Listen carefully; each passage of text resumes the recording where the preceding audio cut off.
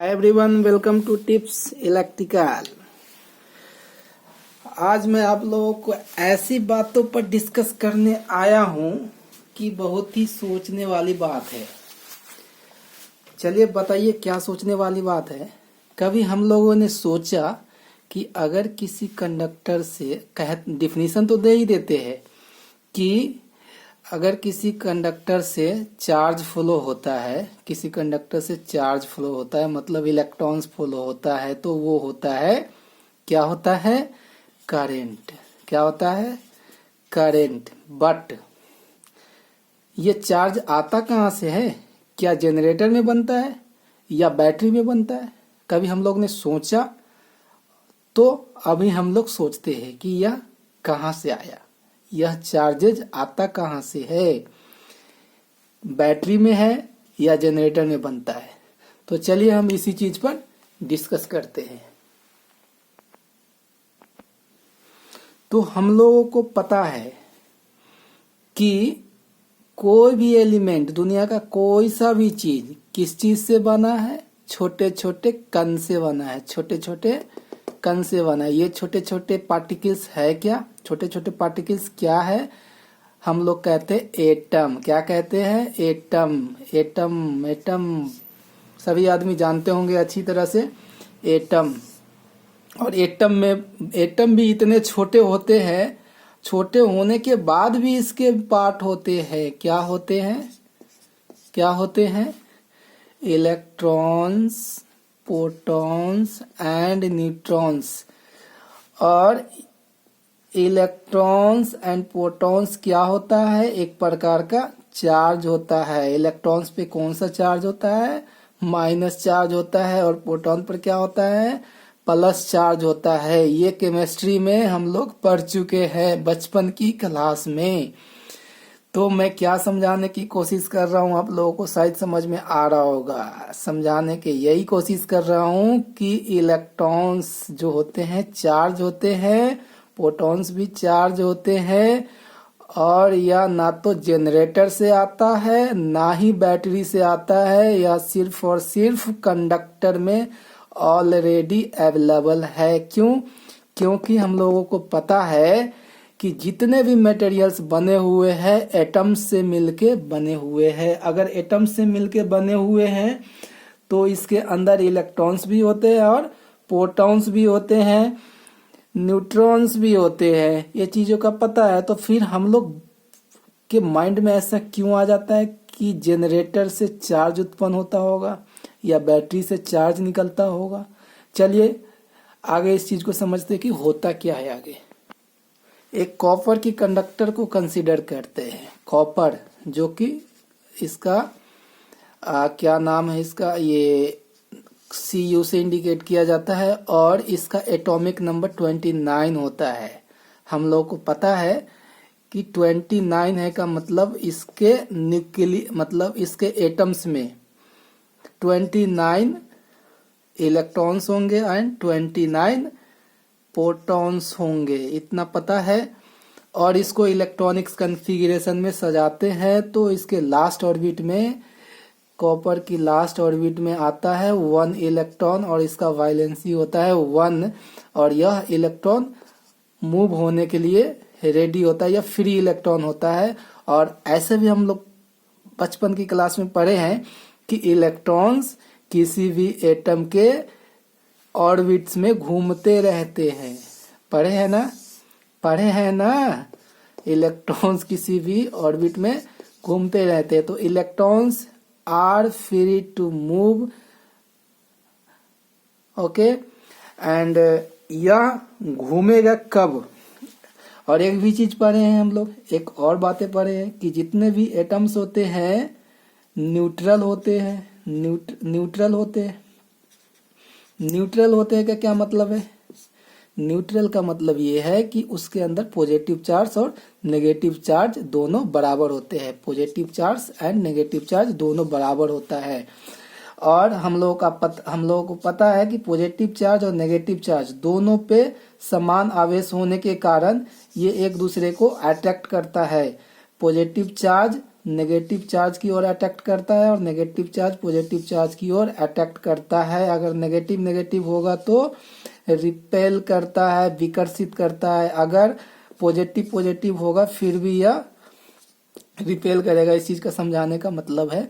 अब चलिए कि करंट आखिर कहाँ से आता है, ये बातें आप लोगों को समझ में आ गया होगा। अब मन में ये बात आ रहा होगा आप लोगों को कि अगर मटेरियल के अंदर ही, मटेरियल के कंडक्टर के अंदर ही चार्जेज है, इलेक्ट्रॉन्स है, इलेक्ट्रॉन्स का भी बहुत कणों से मिलके एक इलेक्ट्रॉन्स बनता है। इस पर भी हम लोग समझेंगे दूसरी वीडियो में।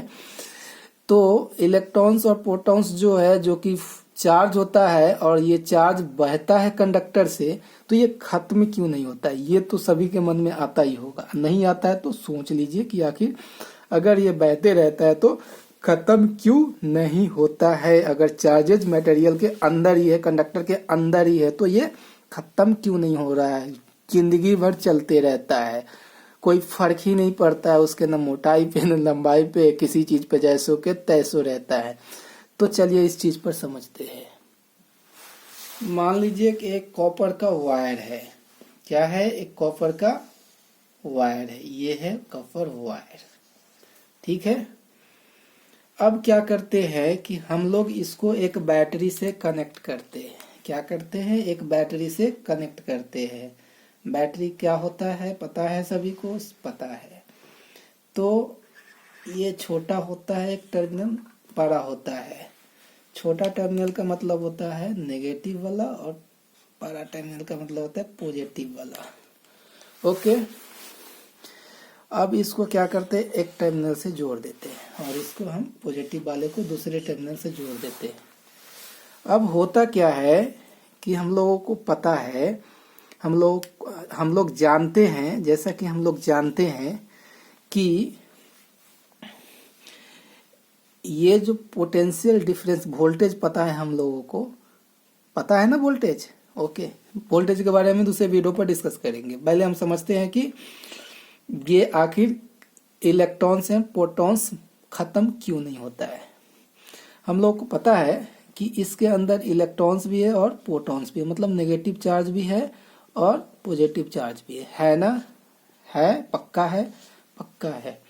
तो होता क्या है, जैसे ही हम इसको कनेक्ट करते हैं, जैसे ही हम इसको कनेक्ट करते हैं बैटरी से, जैसे ही हम इसको कनेक्ट करते हैं बैटरी से, तो क्या होता है कि electrons means negative charge particles जो होते हैं, नेगेटिव चार्ज पॉजिटिव चार्ज दोनों होते हैं।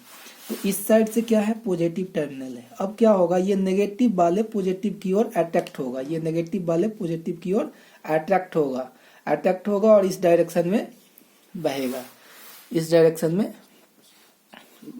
बहेगा। चूंकि ये टोटल पाथ क्लोज है, तो ये इलेक्ट्रॉन्स जो है इस साइड से, लेफ्ट साइड से राइट साइड की ओर अकॉर्डिंग टू एरो ये घूमेगा। ओके। एंड उसी जगह पे क्या होता है कि ये पॉजिटिव चार्ज जो होता है, पॉजिटिव वाला, इस टर्मिनल को ये नेगेटिव टर्मिनल से होता है, तो ये वाला नेगेटिव टर्मिनल, नेगेटिव चार्ज जो है पॉजिटिव चार्ज को अट्रैक्ट करेगा या पॉजिटिव चार्ज नेगेटिव चार्ज की ओर अट्रैक्ट होगा, तो ये नेगेटिव की ओर डिस्कस होगा। तो क्या समझ में आया? यहाँ पर समझ में आया। जैसे ही पोटेंशियल डिफरेंस देते हैं दो इंड पे, किसी कंडक्टर के टू इंड्स पे हम जैसे ही पोटेंशियल डिफरेंस को करते हैं, चार्ज क्या होता है? फॉलो होना स्टार्ट हो जाता है। कैसे स्टार्ट हुआ अभी मैंने आपको बताया।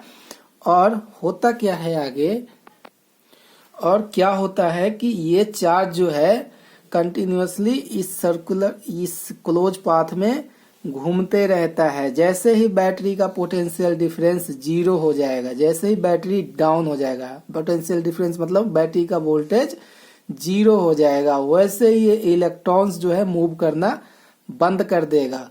जितना ज्यादा पोटेंशियल होगा उतना ही ज्यादा क्या होता है?